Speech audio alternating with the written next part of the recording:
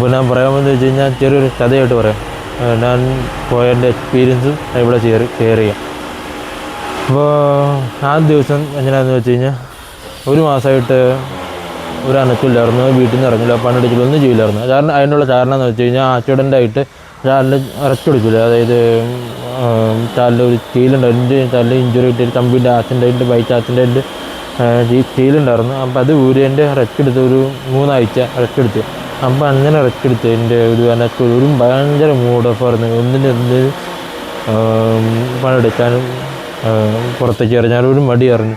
അപ്പം അതുകൊണ്ടാണ് പിറ്റേ ദിവസം രാവിലെ ഒറ്റയടിക്ക് എൻ്റെ ഉള്ളിൽ നിന്നുള്ള എനർജി ഇവിടെ ആലുവ റെയിൽവേ സ്റ്റേഷനിൽ ചെന്നിട്ട് എത്ര മണിക്കാണ് ഡൽഹിക്ക് ട്രെയിൻ ഉള്ളതെന്ന് വെച്ച് കഴിയുമ്പോൾ അവർ പറഞ്ഞു 5:30 ഉള്ളൂന്ന് പറഞ്ഞു. അപ്പോൾ 5:30 ലോട്ട ട്രെയിൻ എടുത്ത് ബുക്ക് ചെയ്തിട്ടില്ല, പ്ലാനില്ലായിരുന്നല്ലോ. ജസ്റ്റ് ഒന്ന് ഇറങ്ങി ഒരു പോട്ടായിരുന്നു സോളോ ട്രിപ്പ്, ആരോട് പറയാണ്ട്. അത് വീട്ടിൽ മാത്രമേ അറിയുള്ളൂ, പക്ഷേ വേറെ പറഞ്ഞിട്ടില്ല.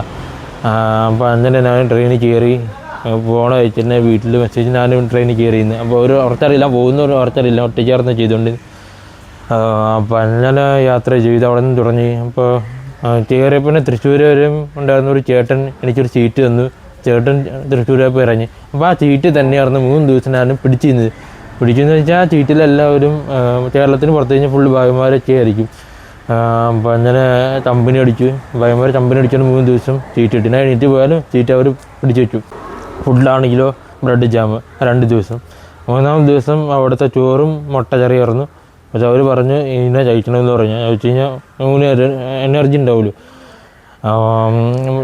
മുട്ടക്കറി എന്ന് പറഞ്ഞാൽ വെള്ളം ചൂടിലായിരിക്കും, പക്ഷേ മുട്ട ഉണ്ട്, പിന്നെ സവാള മാത്രമേ ഉള്ളൂ. മസാല ചൂടില്ല. മസാല നമ്മുടെ അവിടുത്തെ മസാല ഇത്തിരി ടേസ്റ്റ് വ്യത്യാസമുള്ളൂ.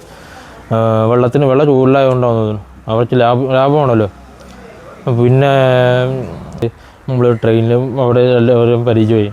അതായത് അവരുടെ സ്വഭാവം പിന്നെ അവർക്ക് വലിയ സംഭവമായിരിക്കും. അതായത് മലയാളികൾ വലിയ സംഭവമായിട്ട് അവർ കാണുന്നത്. ഞാൻ യാത്ര ചെയ്ത എക്സ്പീരിയൻസ് കൊണ്ട് പറയാമല്ലോ. അപ്പോൾ അത് കഴിഞ്ഞിട്ട് ഞാൻ നേരെ എന്ത് ചെയ്തു, അവിടെ ഡൽഹിയിലെത്തി. അപ്പോൾ അവിടെ നിന്ന് ആദ്യം ചെയ്തതെന്ന് വെച്ച് കഴിഞ്ഞാൽ റൂം എടുത്തിട്ട് ഫുഡ് കഴിക്കാൻ പോയി. ഭയങ്കര വിശപ്പെന്ന് പറഞ്ഞാൽ ട്രെയിനിൽ ഫുഡ് കഴിച്ചിട്ട് മതിയാവില്ലല്ലോ. അപ്പോൾ അതുകൊണ്ട് പുറത്ത് പോയി നല്ലൊരു ഫുഡ് കഴിച്ച്. അപ്പോൾ അതിൻ്റെ അടുത്തായിരുന്നു, നടന്നു പോകാനുള്ള ദൂരമുള്ളൂ. അപ്പോൾ അടുത്തായിരുന്നു ജുമാ മസ്ജിദ്.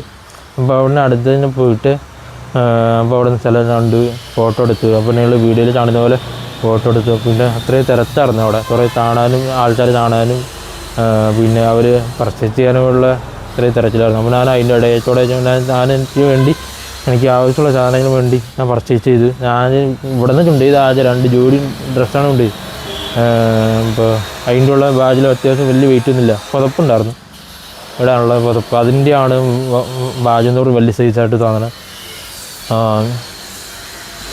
അപ്പോൾ അതുകൊണ്ട് അപ്പോൾ അങ്ങനെ പോയി മേടിച്ചാലെല്ലാം എനിക്ക് വേണ്ട സാധനങ്ങളെല്ലാം മേടിച്ചു. അപ്പോൾ റൂമിൽ ചെന്ന് അപ്പോൾ എനിക്ക് കൂടുതലായിട്ട് അവിടെ ചെന്നപ്പോൾ ഭയങ്കര തണുപ്പായതുകൊണ്ട് ഭയങ്കര ഇതായിരിക്കും, തൊണ്ടയിലൊക്കെ ഉണഞ്ഞിരിക്കുമല്ലോ. അപ്പോൾ കൊണ്ട് ഞാൻ 2 ലിറ്ററാണ് കുപ്പിയിൽ വെള്ളം എടുത്തുകൊണ്ട് ചെന്ന് നേരത്തെ ഉറങ്ങി ഒരു 11:30 ഇപ്പോൾ. അപ്പോൾ എണീറ്റാണ് ഈ ഒരു 4:30 എണീറ്റു. അപ്പോൾ രാത്രി കണ്ട തിരക്കായിരുന്നു, ഒരു 4:30 ഉണ്ടായിരുന്നു. 4:30 എണീറ്റ് പുറത്ത് ഇറങ്ങി ഇറങ്ങി ഒട്ടിക്കാനുള്ളൂ. ഒരു ഭയങ്കര ബോറടിക്കായിട്ട് ചവിട്ടി ഇറങ്ങി. അപ്പോൾ അങ്ങനെ ഇറങ്ങിയിട്ട് നേരെ എന്ത് ചെയ്തു, അപ്പോൾ അങ്ങനെ നടന്നുടഞ്ഞ് പോണ സമയത്താണ് ഒരു ബാഗിൻ്റെ അടുത്ത് ചോദിച്ചു സൗത്തിലാണെന്ന് ചോദിച്ചു. അതെ സൗത്തിലാന്ന് പറഞ്ഞു. ഞാൻ ഇത്രയും നടന്നുകൊണ്ട് സമയത്ത് നോർത്തിലുള്ള ആൾക്കാർ ഹോട്ടലിലേക്ക് ഇട്ടില്ല, ഇവിടെ അകത്ത് ചേട്ടാ ഇവിടെ കയറാമെന്ന് ഹോട്ടലിലേക്ക് വിളിച്ചുകൊണ്ടിരിക്കുക. അപ്പോൾ ഒരു വയസ്സായ ഒരു ബായി എൻ്റെ അടുത്ത് എന്നിട്ട് ചോദിച്ചു എന്നെ സൗത്തിലാണോ ചോദിച്ചു. അപ്പോൾ ഞാൻ അതെന്ന് പറഞ്ഞു. അപ്പോൾ ഇവിടെ നിന്ന് നേരെ പോയി കഴിഞ്ഞാൽ വലത്തെ സൈഡിൽ നല്ലൊരു കടയുണ്ടെന്ന് പറഞ്ഞു മലയാളികളുടെ.